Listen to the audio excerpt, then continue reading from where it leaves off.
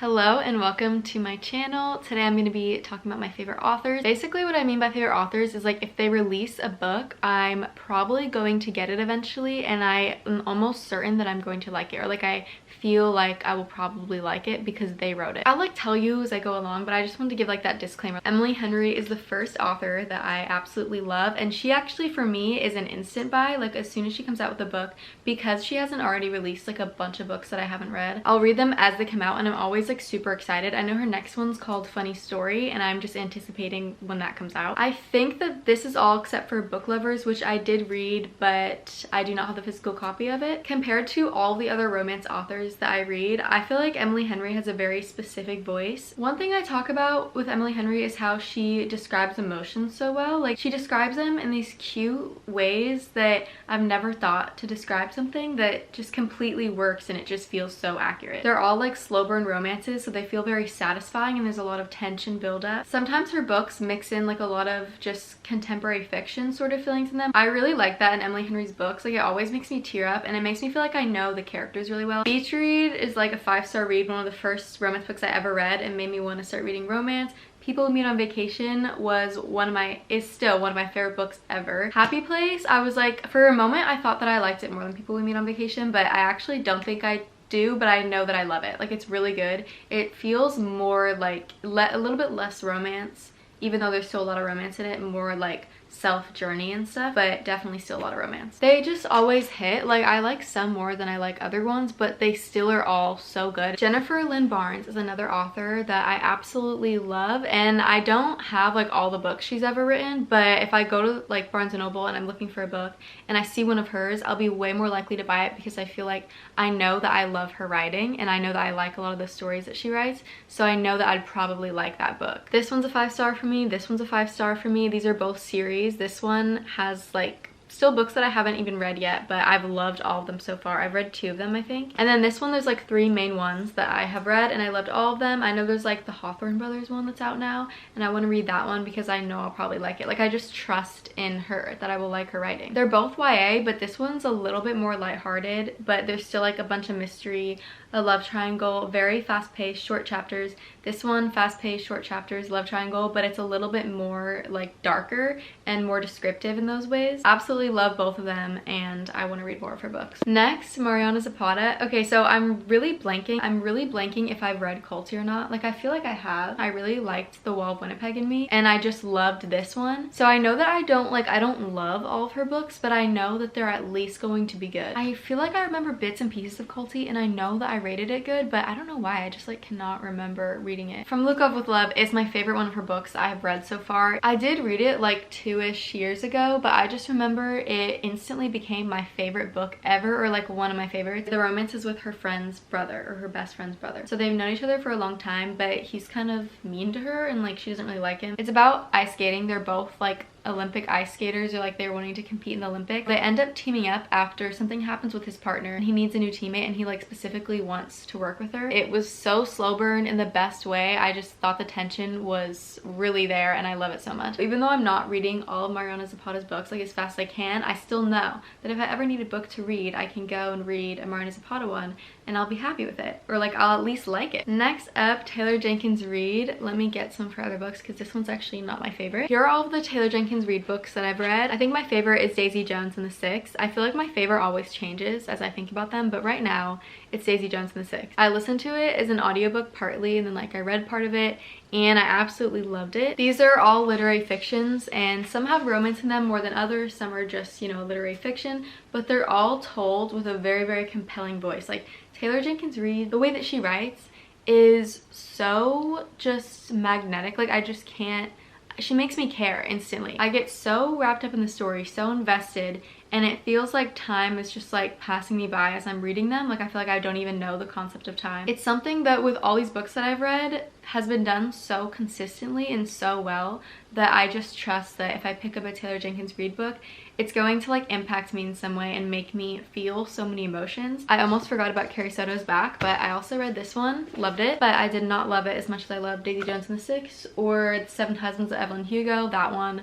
the first one I read. I think my next favorite is probably Malibu Rising. The fact that I just really enjoyed all of these, and it's 1, 2, 3, 4, 5 of her books, and I really enjoyed all of them. This one is sort of a new favorite author, and it's like a little bit of a hesitant, it's not a hesitant favorite author, but just because I've only read like one of her books. She's one of my favorite authors in the way that like if I saw a book by her, I would be interested in it and possibly pick it up to buy it, and I think that I would like it. Like for example, I just recently got The Things We Leave Unfinished, which is a romance by this author, when this one's like a fantasy book. After reading this book, I feel like I could trust that there's like going to be a story with like ups and downs that will keep me on the edge of my seat. Like that's how this one made me feel, and I feel like that's a sort of writing style where like I don't know, like I just feel like it's going to be consistent, but that's why I'm like hesitant with it, because I don't really know and I haven't read other ones of Rebecca Yarr's books. Okay, now this one is like the opposite of hesitant. Stephanie Garber is one of my favorite authors ever. Her writing, like the way that she describes things is so beautiful and unique to me, and it just like it speaks to like the child like creativity that it makes me feel like I'm really in a different world. It's like the way that she writes the book is written from another world as well. Like it feels like everything about the words that she uses, the scenery, the descriptions, like everything, it feels like it's actually magical when you're reading it. I feel like that's something that I would strive to do writing like a fantasy book, so I really just admire this type of writing. That was like one of the main things I liked about the Caraval series, and then that got carried over into the Once Upon a Broken Heart series, which Caraval was already one of my favorites, but then I read this series, and this is like a spin-off of Caraval, and it became like even more my favorite than Caraval is. This one, I think, along with all those things that I said before, it also has like the romance completely down. Like the romance in these ones is definitely my favorite. It feels like the slow burn and the tension is just like so well done. It just has me on the edge of my seat, and it never gets boring. Like it feels like each book is just as good as the other one. I haven't read the third one yet though, so I'm excited to do that. I'm going to do that soon after I finish filming the reading vlog that I'm filming right now, but I'm very excited. Next, we have Kristen Dwire. Okay, so she, I believe, has only written one book. Let me make sure.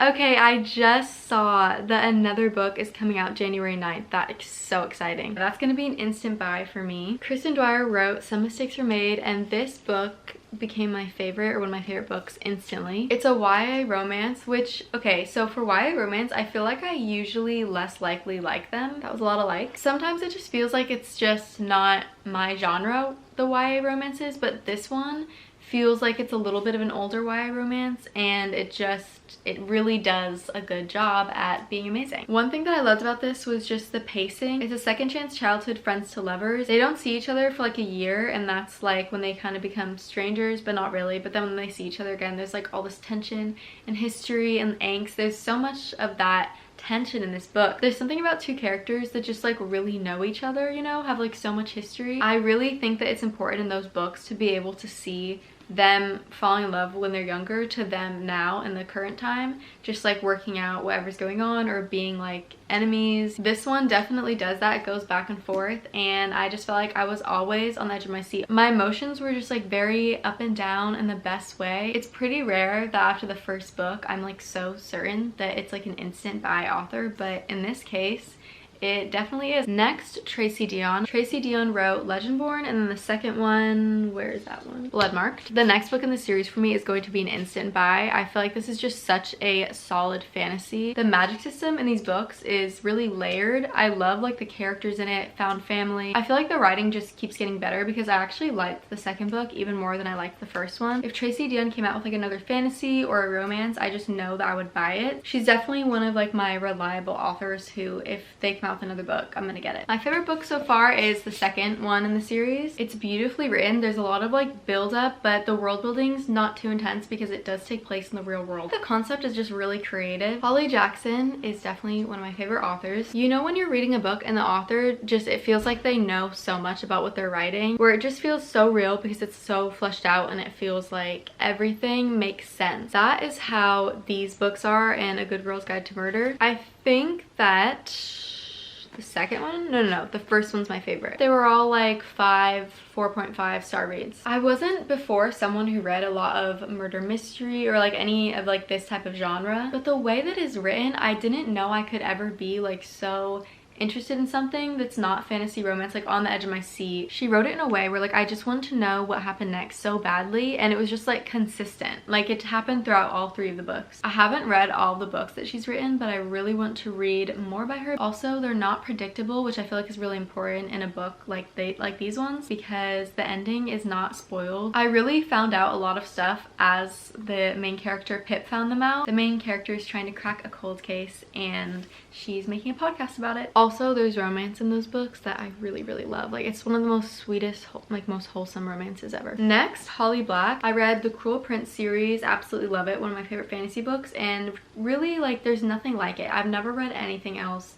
since or before reading this that was like this book. The magic, the world, the characters, the humor, the schemes, the descriptions, like there's just so many cool things about this, like these books. It just really stands out to me. It's one of the books I read, and then I also read the spin-off series of the first book in it, The Stolen Heir. It feels like this series has potential to be good like how the Cruel Prince series is, and I really did love the first book. The first book was like maybe, I don't know, like 4.5 or 5 stars for me. The romance is always so satisfying, but really one of the main things about the books is just like the action that's going on the entire time. Like it feels like it's always like moving and there's something happening, and the main character is always like really a part of the action. There's not like the brooding, morally gray guy in it who's just like kind of like steals the show sometimes. I feel like not even in a bad way. Like I really do like when that happens sometimes because it's just really entertaining. But in her books, it's like both of the characters are like that equally, and sometimes like the girl main character is even more than the guy, and I really like that because I feel like it's different. Like I don't see that much. Like I definitely see it more in fantasy than in like romance or something, but I feel like Holly Black does it in a really unique way. Another one of my favorite authors is Ashley Poston. I think that The Dead Romantics is one of the first books that I read this year, and I really loved it. It kind of blew me away. Like I didn't really think I was gonna like it, or like I felt like I was gonna like it, but I didn't know how much it was going to hit in the way that it hit. It gave me like a sense of peace, not even just for the romance in it, because it's definitely like her books are a mix of romance and just like fiction, with romance having like a really heavy plot on it. The storylines are so unique and they just intertwine magical things or like magical concepts with just like contemporary romance. Both of these are super beautiful and sweet and have amazing messages in them. They're a perfect example of a romance book that just like can warm your heart, feel like a comforting existential hug of comfort and warmth, but then also have like a really good romance story and a good personal growth story in there, with some humor sprinkled in and like some lovely little descriptions. That is how I would sum these up. Leigh Bardugo, one of my favorite authors. I love Leigh Bardugo's books so much. The sun is really starting to creep up on me, but I'm just gonna try to finish filming this video. I only have like 2 more authors left, but just, you know, don't mind that. Love her books so much. I've read the Six of Crows duology, I've read the King of Scars books, and then I've also read the Shadow and Bone trilogy. I think Leigh Bardugo just writes books that I would like any of them at least like a good amount. I've never read an author that writes about characters so well and makes me feel like I know characters as much as Leigh Bardugo does, and that's saying a lot. There's like 6 main characters, but all of those characters in like the different POVs and stuff, I felt like I really knew them and cared about them by the end of the book. And like on that same note, I feel like sometimes I don't really like when there's a bunch of different POVs in a book, but it really worked for these books. Cassandra Clare, this is kind of a random book that I picked, Chain of Gold. It was really good because almost like every Cassandra Clare book I've read, I've given like 5 stars because they're all just amazing. But I'm actually reading them in kind of like a weird order. Like I'm still on like the first series that came out, reading that one, like the City of Bones one. I'm on like the 4th book, I think. But then I already finished the Clockwork Angel series. That was like my favorite. Love that one. But then this one seems like it's going to be like my 2nd favorite over City of Bones because I really like this one. I think Cassandra Clare, it's just like, it's reliable. I more than enjoy Cassandra Clare books, I end up actually loving a lot of them.